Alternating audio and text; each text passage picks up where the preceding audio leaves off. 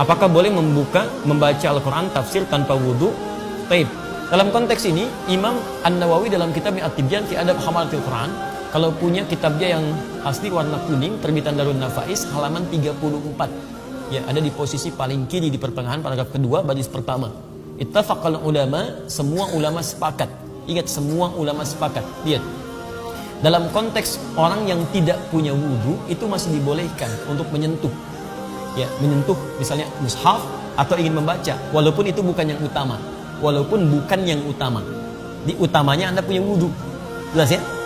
Tapi kalau haid itu beda.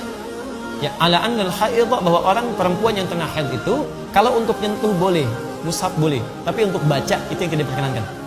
Jelas ya?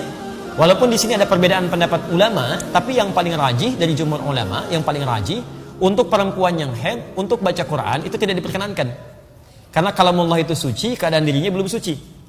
Tapi kalau dia mau mendengarkan tafsir itu boleh, baca tafsirnya, ya, baca tajwidnya boleh. Kalau baca Qurannya tidak, dia menunggu sampai sucinya.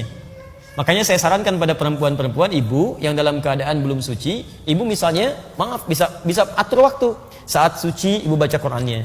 Saat dalam keadaan sedang haid, ibu baca tafsirnya. Tafsirnya, tajwidnya dan sebagainya, fikihnya, itu Masya Allah. Dan berita baiknya, ketika ibu beramal dalam keadaan sucinya, kemudian saat sedang tidak suci, amal itu nggak dikerjakan, itu otomatis pahalanya tetap mengalir, Bu.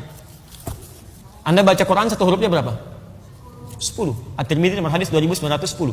Man qara'a harfan min kitabillah falahu asyru hasanat. Siapa yang baca satu huruf dari Al-Quran, kitabullah, dapat 10 kebaikan. Ibu baca saat suci.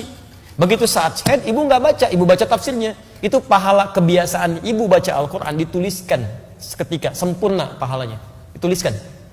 Setiap yang biasa dalam keadaan sucinya. Itu hadisnya sahih. Ya, hadisnya sahih.